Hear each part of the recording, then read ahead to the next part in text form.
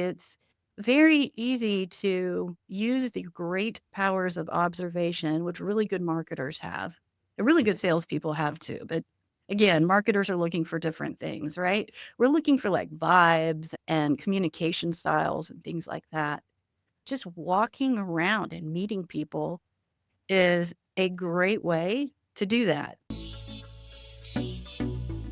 Welcome to Connect to Market. I'm Casey Cheshire. Join us as we learn from marketing leaders who are driving founder-led growth. We're sponsored by Ringmaster, building B2B podcasts and communities to reconnect you with your audience.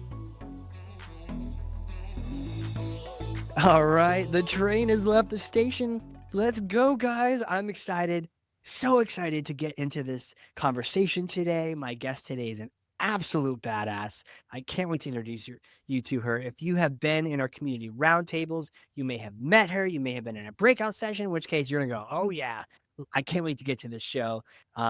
Great to learn about our fellow community members. But who is she, Casey? Who is she? Well, a marketing leader.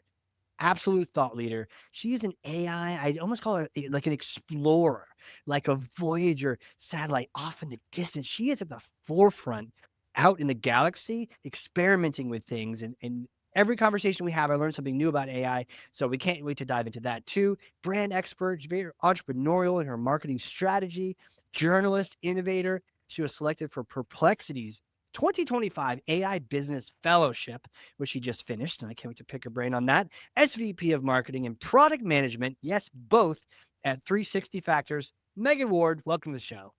Thank you so much. And probably the most kind and generous introduction I've ever had.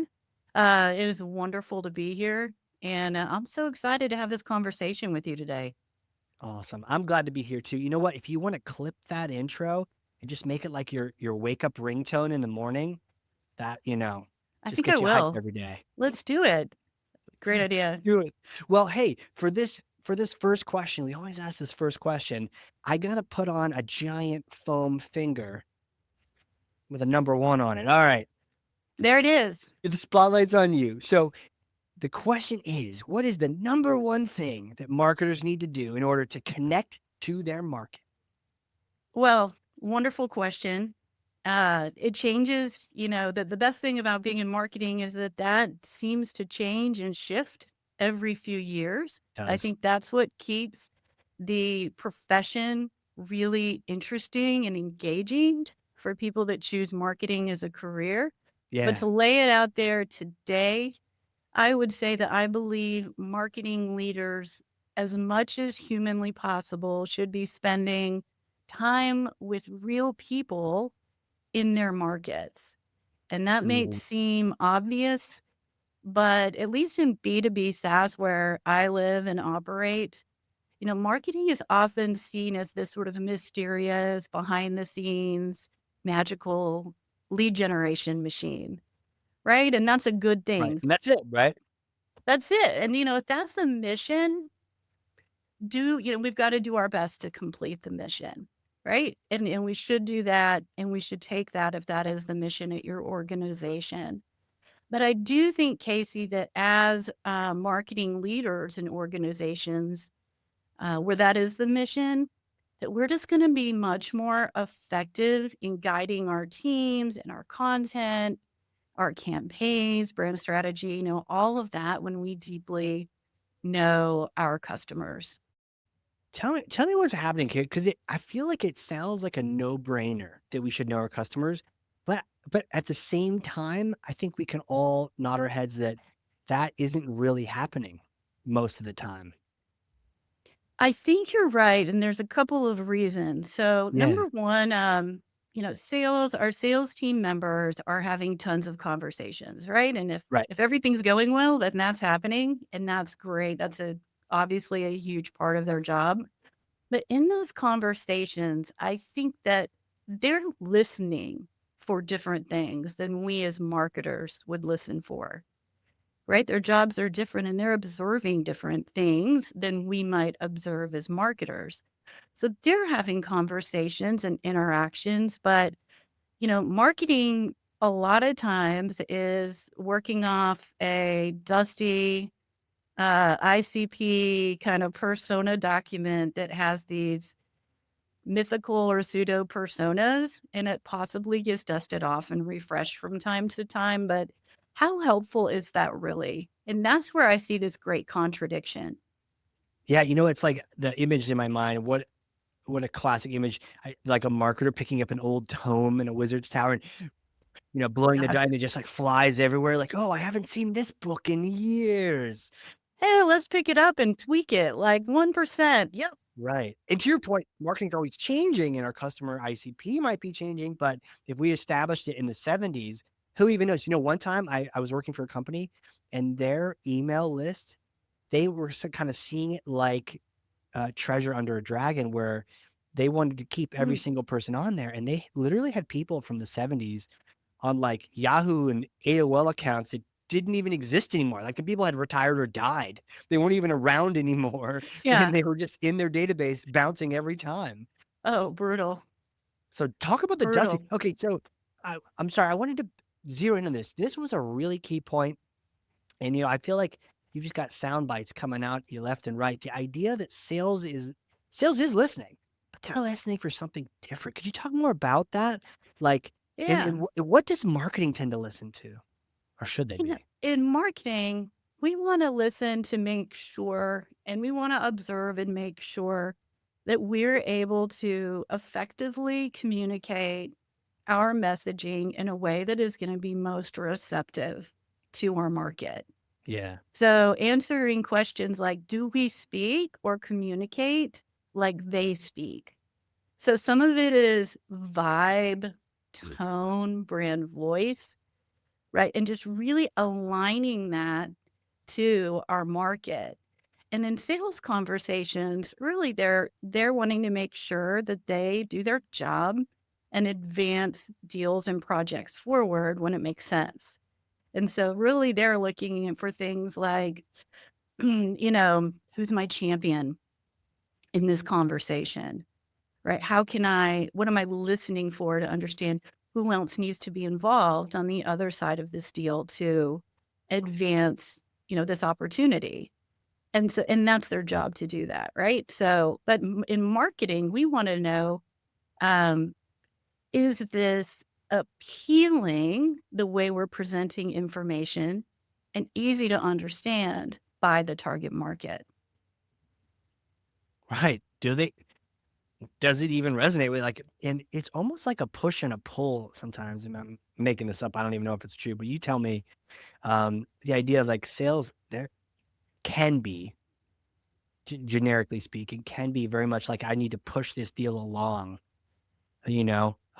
whereas marketing is like, I'm trying to understand, yeah, how do I pull you into our web so we get you in the funnel and Yeah, that's right, and then there's a lot of content throughout that process too, right, that yeah, supports so there's top of the funnel, and then you have your middle of the funnel content, and so yeah, there's different areas where marketing interacts, right, and we need to know who those different personas are right, at each phase and make sure that we are providing not only relevant bits of information at the yeah, right time, but that we're truly able to feel like we are communicating in a way that is effective.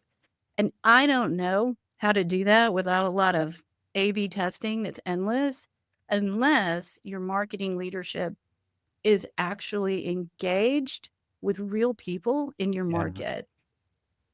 yeah. And this is not surveys. This is not like reading tea leaves.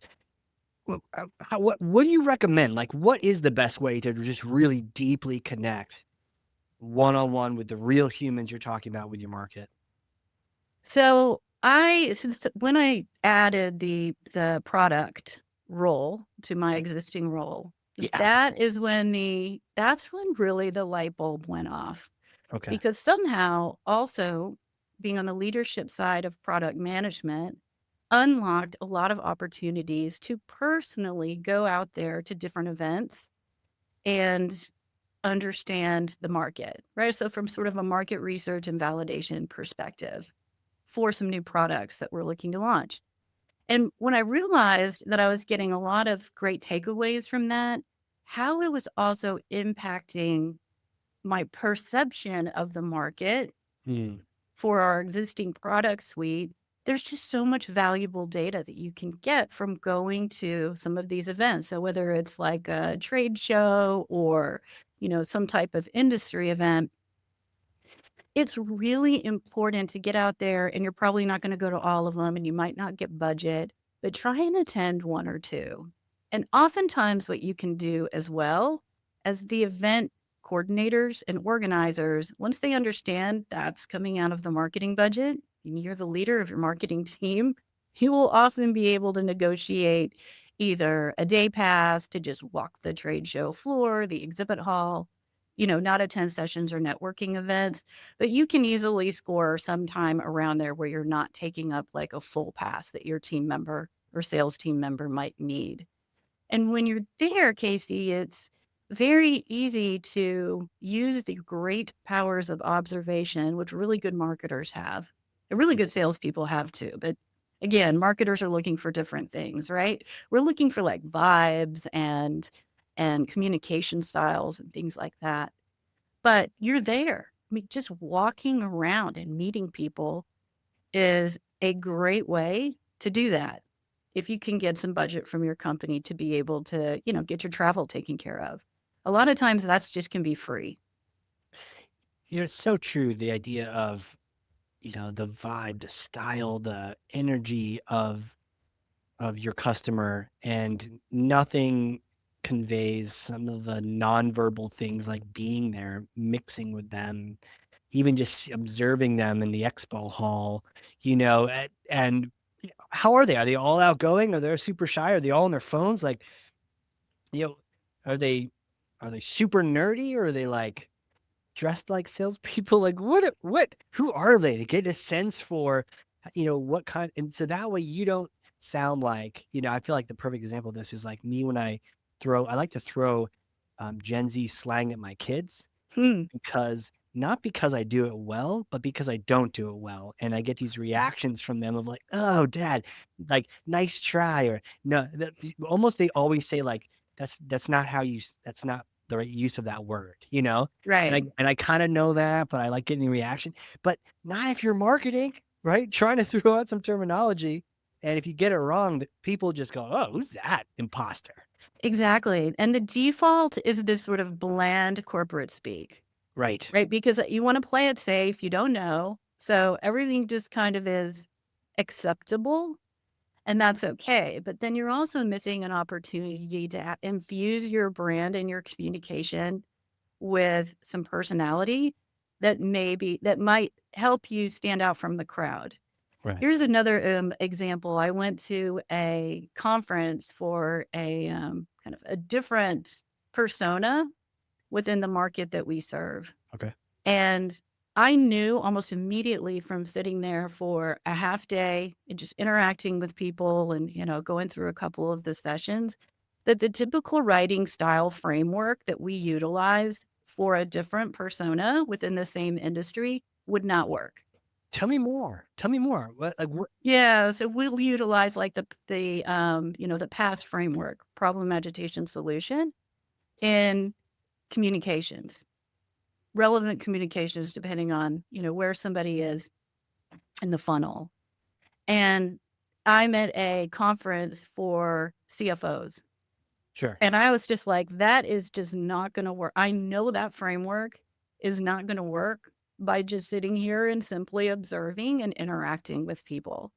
And what we should do is make sure we don't use that framework as a style in our marketing communications. And we need to go find a different framework that will be more suitable. Got it. And maybe this is just that subtle feeling that you get, but was it something about the way they communicate, or the style, like very, like they don't want the drama. They're like, just give me the facts, or like, what was it about it that told you that past wasn't going to work? Yeah, it's just I would say a more matter of fact. Yeah, just the facts, ma'am. It is going to Mhm. be more, I would say, more able to be received positively than a framework that we may utilize for somebody else in that organization. Got it. Like, maybe it would be too over the top. or turn off. Yeah, right? Like, that's not, um it's not the right yeah, I just again, break the bar. It's just not gonna it's not vibing. It's not vibing. Yeah. Mhm.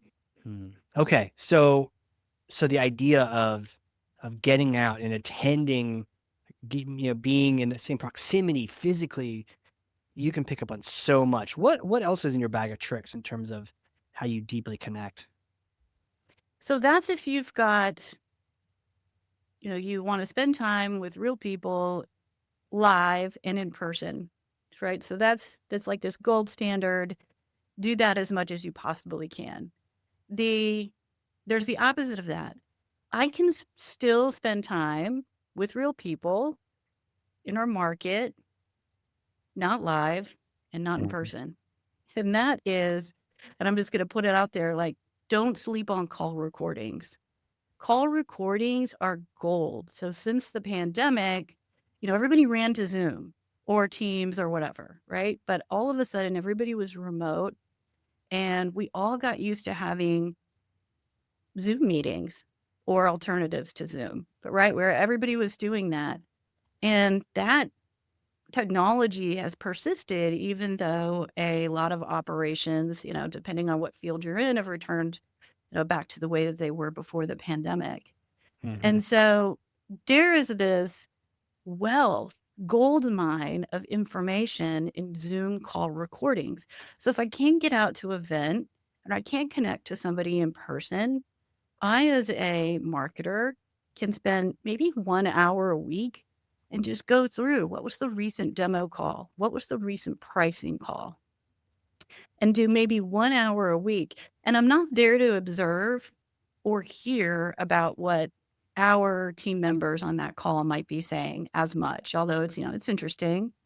Um, I'm there to observe our customer or our prospective customer because you can still pick up a lot of that nuance by just simply spending 1 hour watching that recording. And then you can really supercharge it. So once you've done that, maybe, 1 hour a week, that's typically what I'll spend. Yep, I'll go and collect 25. So I just did this last week. It was wonderful. Go collect the top most recent 25 recordings. And in this case, I used demo recordings and really just utilize the deep analytical powers of AI to go through, scan the transcripts. So grab the transcripts, cleanse the transcripts. Like I took out people's names, things like sure. that, right? Just find, replace, salesperson, prospect, and all of Mhm. those. Upload all that. And, with a couple of really good prompts, you can get and easily understand what are the current questions that our customers and prospects are asking about our product. They may be very different from what you assumed, maybe very different today than that FAQs page you put on your website 2 years ago. Right? So even knowing, what are the commonalities in what real people are asking about in our products and solutions, AI is able to help you do that at scale.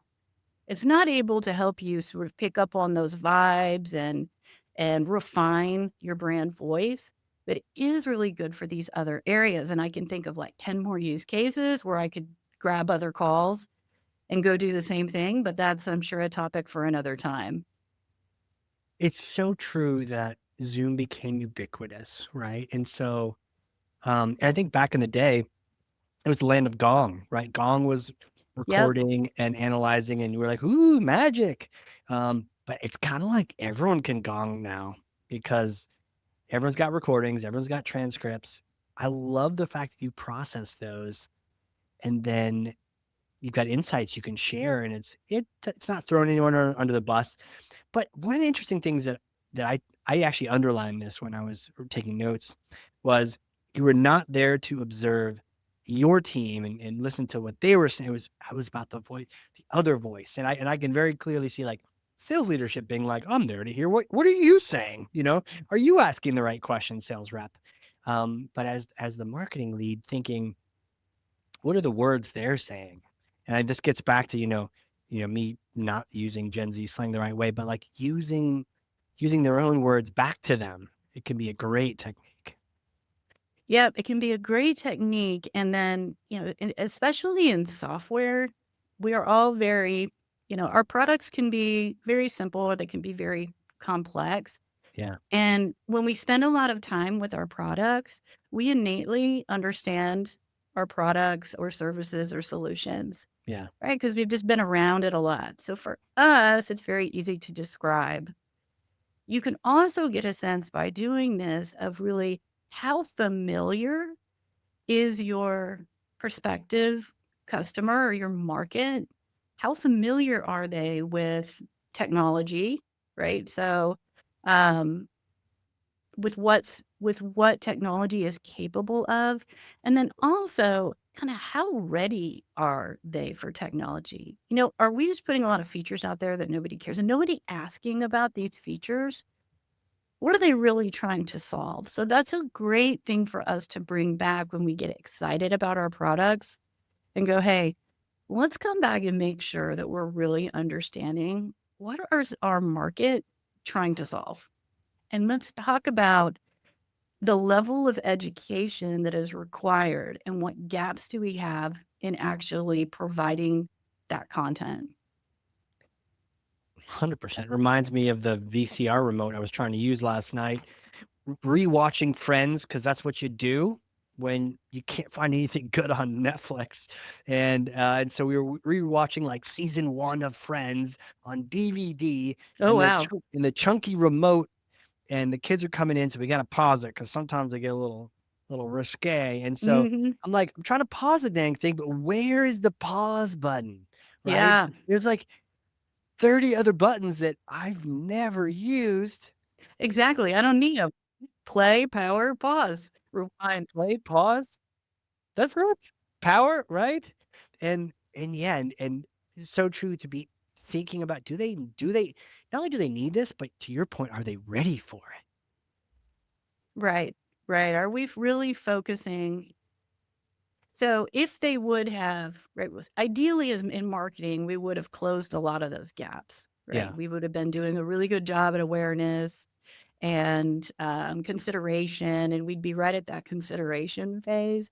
And so yeah, you can also, if you get a, top 10 questions and, two of them are something that you think that your team is knocking it out of the park on, but your prospective customer has no clue or is asking questions about that, then we know we aren't doing a great job right. at filling that gap, right? And making it easier for our prospective customers and our existing customers to know that that's something we can just handle and they don't have to ask us about that.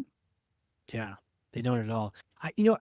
With your background in product, and I know you spoke to a little bit about the trade shows, and there's that focus on the product, and you're thinking in a different way, and that's really empowering your marketing. I feel like there's so many decision trees with an interview with you, conversation with you, where I'm like, we could nerd out on that stuff, we could nerd out on the personal, but I would be a completely regretful person for not going down the AI rabbit hole even more with you, because you had just finished the Perplexity fellowship. Can you just tell me, what are you excited about in the future of AI? What's really kind of, what are the flashes and what are the things that we should be paying attention to that you're already seeing out there in the distant galaxy? The big thing for 2025 was supposed to be the year of the agent. And that's not really here yet. So ChatGPT just came out with Agent. I finally got it last week. I've been playing around with it. It's great. But when I'm thinking about Agent, I'm thinking about Megan's digital twin, right? So, like Yeah. the virtual version of Megan and the virtual version of Casey. And all of us have like these digital twins effectively.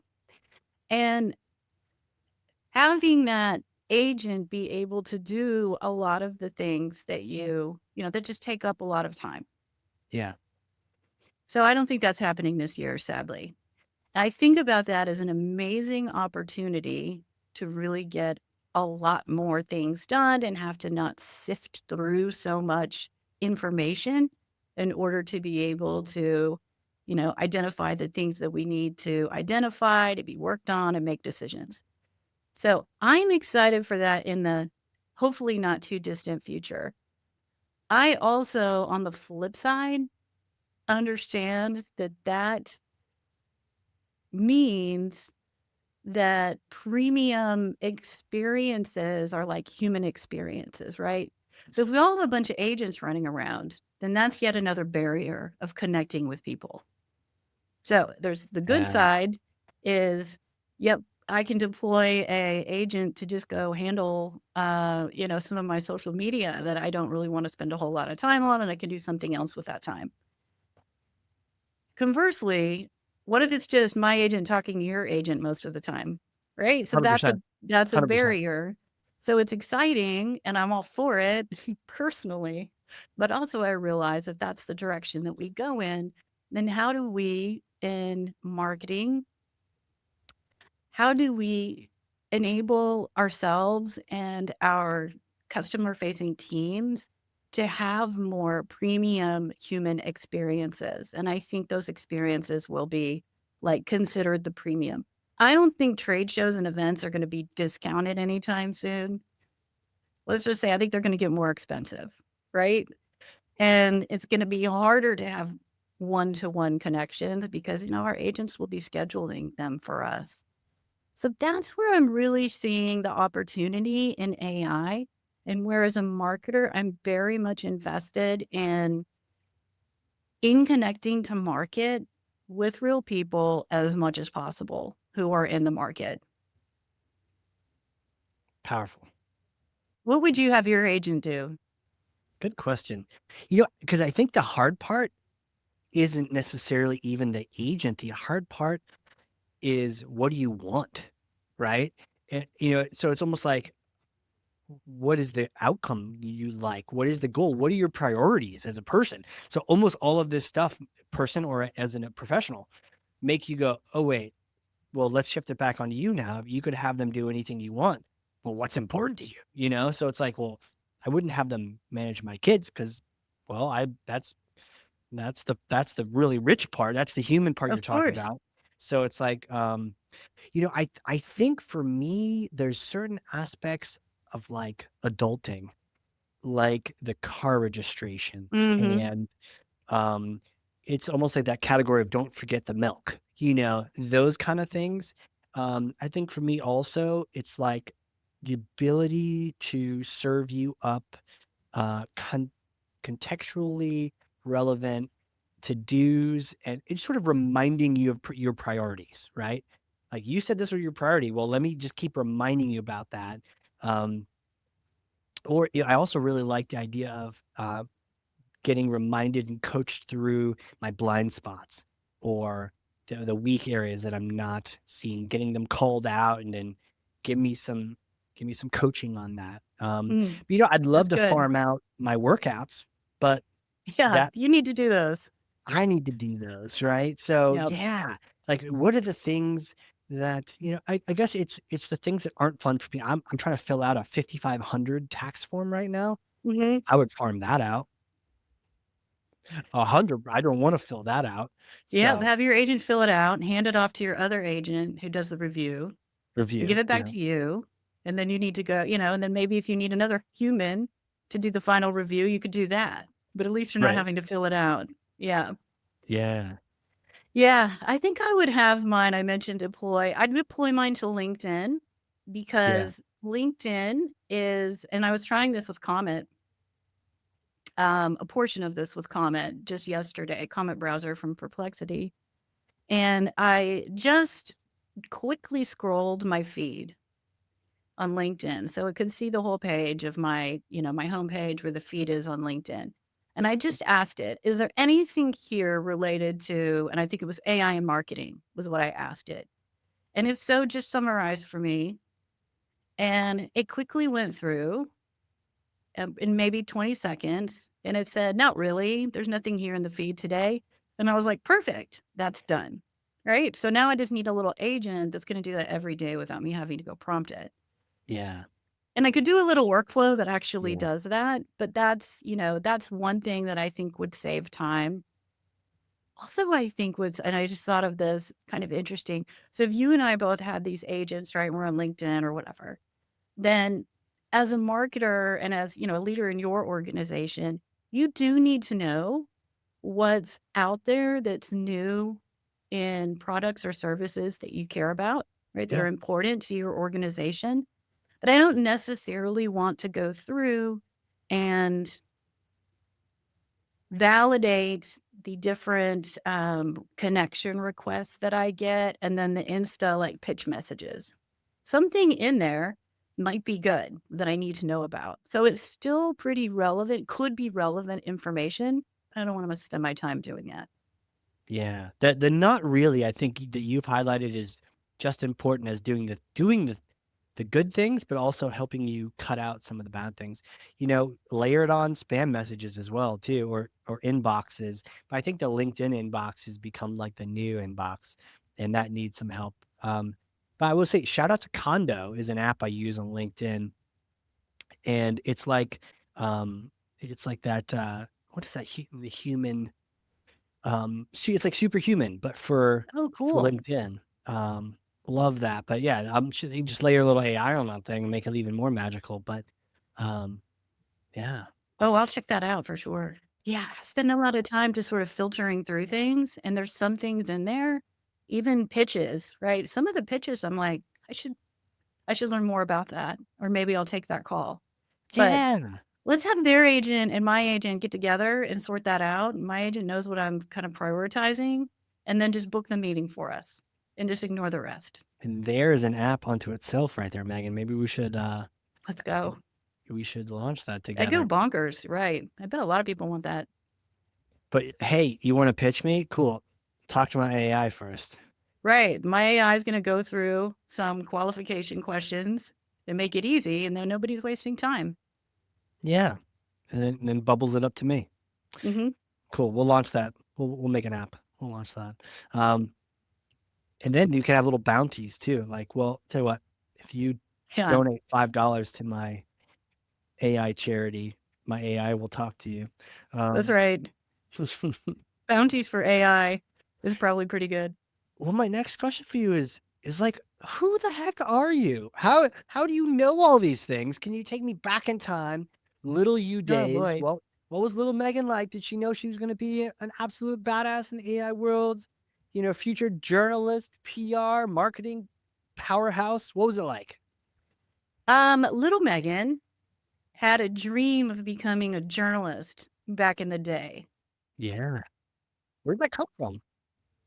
Um, the actually only person we sort of find in the family that went down the marketing path is my grandfather was my grandfather on my mom's side. He was a marketer. I'm like the only person that maybe inherited that. But I didn't really know what marketing was when I was in middle school and didn't Of course. care. And so I thought, I want to be like a newspaper person, maybe an editor one day. So that's the path I went down middle school, high school, and in college at UT, University of Texas, and got a degree in that. When I was at UT, about halfway through the degree, I very much came to realize that that, in fact, was not all that I had it built up to be in my mind. It was probably very like romanticized in my mind. And then 100%.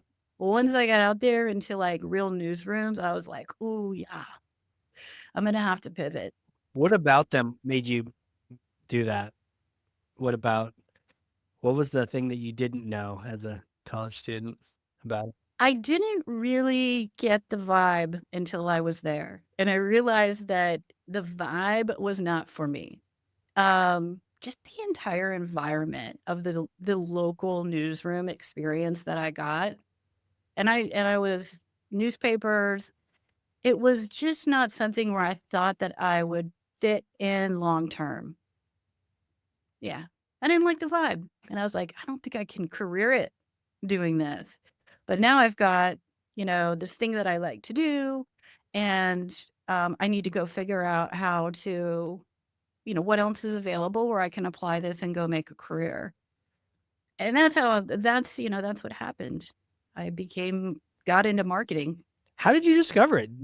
Had you been exposed a little bit during your comm and PR and journalism classes to it, or as like electives, or No, it was in the business school and I was in the okay, journalism school. Yeah. So, yeah, not really. But the first real job I got out of college was to be the communications director for the State Tourism Association here in Wow. Texas. And so the title was communications director, but effectively, in the skills that I picked up and the responsibilities in that job, it was a marketing job. So communications, yes, but also many other aspects of marketing, which I learned there. And it really that it all is like combined, right? So marketing has a lot of different disciplines underneath it, or a lot of kind of subcategories of marketing. And so it all sort of rolled up to marketing. But that's really what that job was. And I loved it. I liked doing more than just the one thing that I thought I wanted to do. It's so funny. I had a similar experience where I remember having PR classes, and it wasn't until I got into a PR agency, did an internship, kind of liked it, but then they're like, here's like no money. Here's a full-time Oh, job offer yeah. for no money. And then I was like, what? And then I decided I'd rather be the CEO or the journalist, but not the one introducing the two of them together and kind of like fading into the bushes, you know? But it's funny how school just taught, oh, don't forget the pound at the end of the press release or the three till days or something. Like it was so critical. And then you get out in the real world and like, yeah, like a few people do that, but mostly we're doing marketing and sales all over the place, you know? Exactly. Hmm. Exactly, 100%. Man. Yeah. So, um, and then you were sort of, with that first role, when did it really click for you that, like, marketing, that's the thing? It was really in that role, I realized how much yeah, in that role, I really loved it, and I was very fortunate that my parents are both very entrepreneurial, so they've been entrepreneurs most of their careers, Really? and yeah, I had got the bug. I don't know if it's a gene or it was just a bug, it was just through observing them, but I also wanted to do that, so at the ripe age, the wise age of 25, I Oh, yes. said, "I think I can go serve the community, and I wanna go try and see if I can spin up, like, a little mini agency." And I did that for 12 years, and it was a wonderful experience because I got to interact with so many um, different types of organizations, like retail and software and nonprofit and just, all sorts of different clients when I built that business. And it was really, really fun. And by just having to having to learn and adapt so much, I learned a lot about what somebody would call like a full stack marketer, Yeah. right? So we just had to learn it, or we had to get people on the team that knew it, in order to put campaigns together and, deliver good results for the customers. Man, yeah.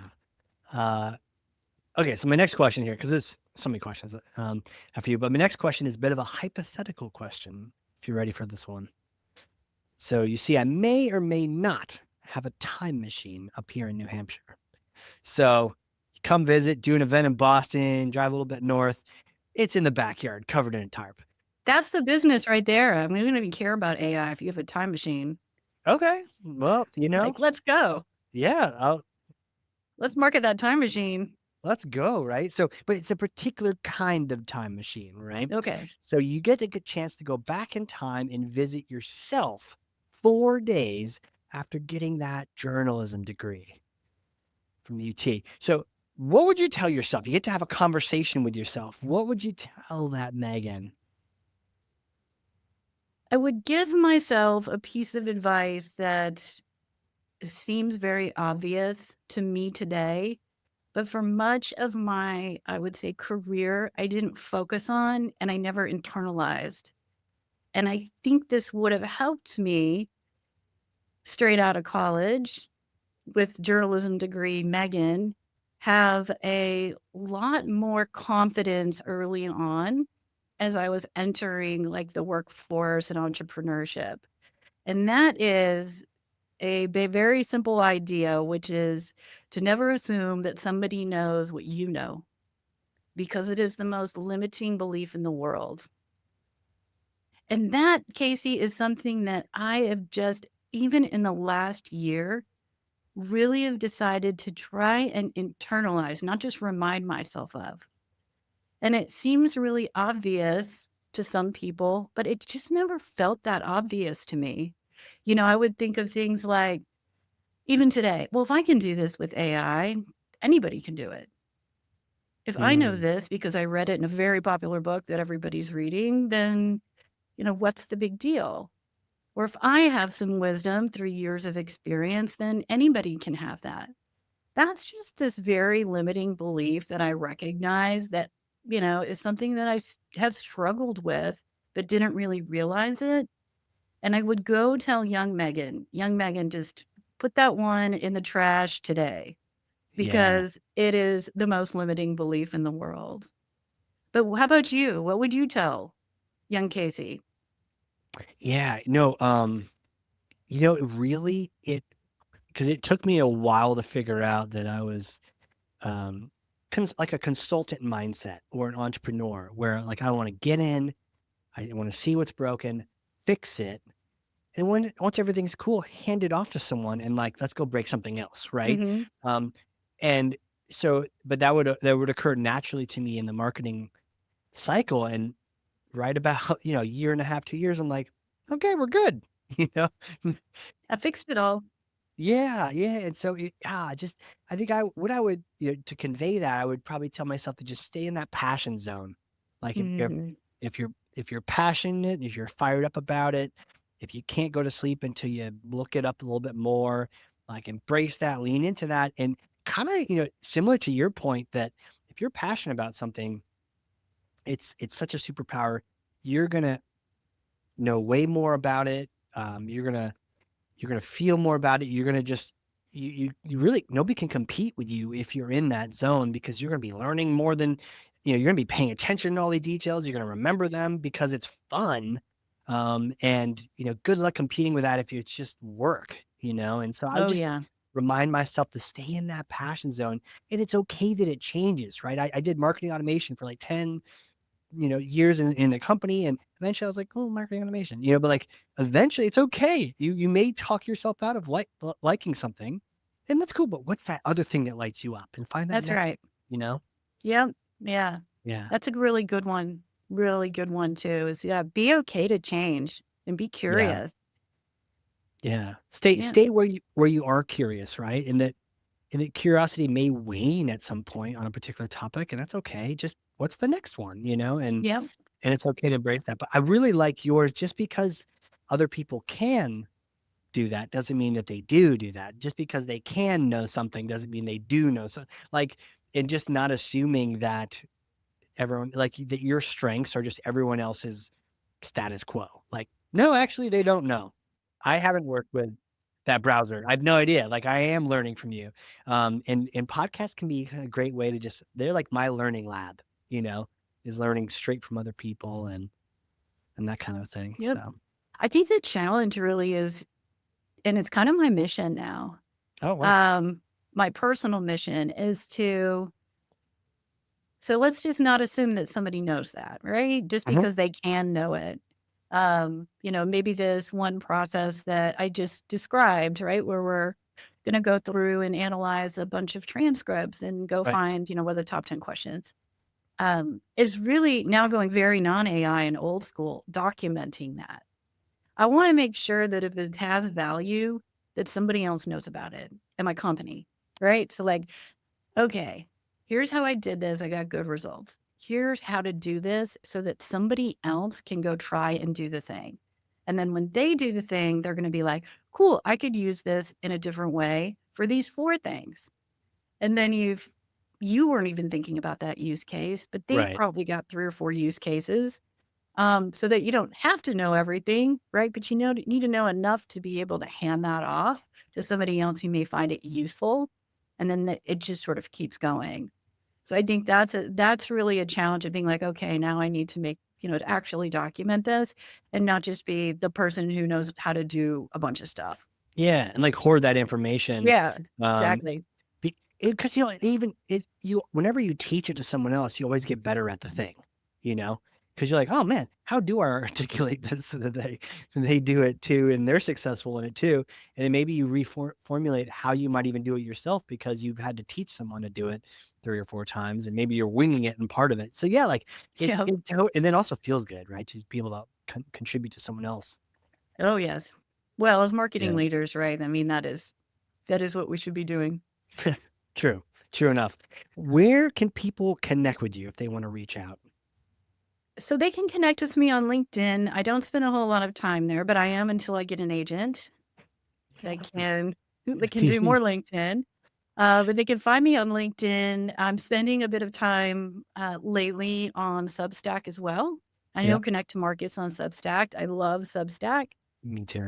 So I spend a little bit more time over there, but those are both great places to find me, and you can just search for my name.